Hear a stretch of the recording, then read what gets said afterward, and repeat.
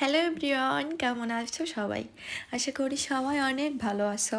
তো আজ আমি প্রথমবারের মতো শুরু করছি আমার ডেইলি ব্লগ। তো দেখো, সকালে ঘুম থেকে উঠে সবারই একটাই কাজ থাকে, প্রথমে আগে ঘরে ঝাড়ু লাগানো। তো দেখো, ঘুম থেকে উঠেই আমি লেগে গেছি ঘর পরিষ্কার করতে।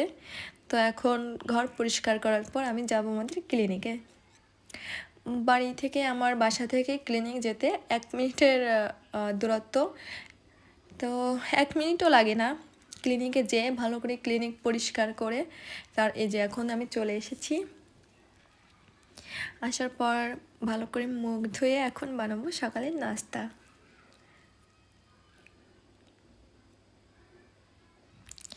তো দেখো,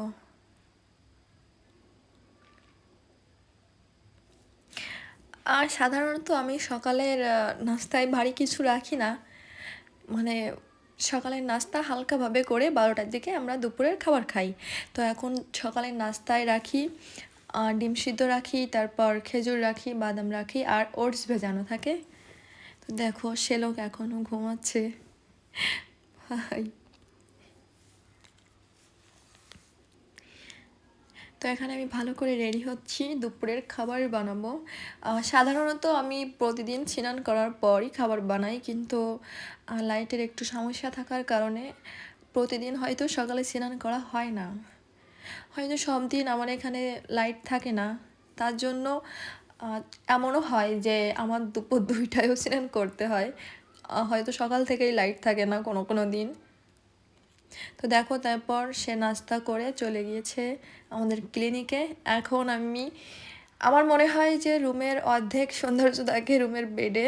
তো বেড সবসময় পরিষ্কার রাখারই চেষ্টা করি। তো দেখো, আমার বেড এখন রেডি করব, তারপর বানাবো দুপুরের খাবার।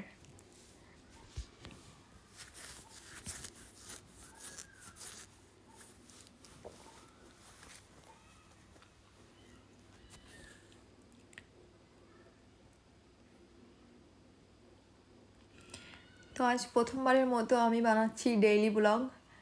ভাই, একটা জিনিস তো খেয়াল করলাম যে সব কিছু হয়তো ক্যামেরায় দেখানো সম্ভব হয় না।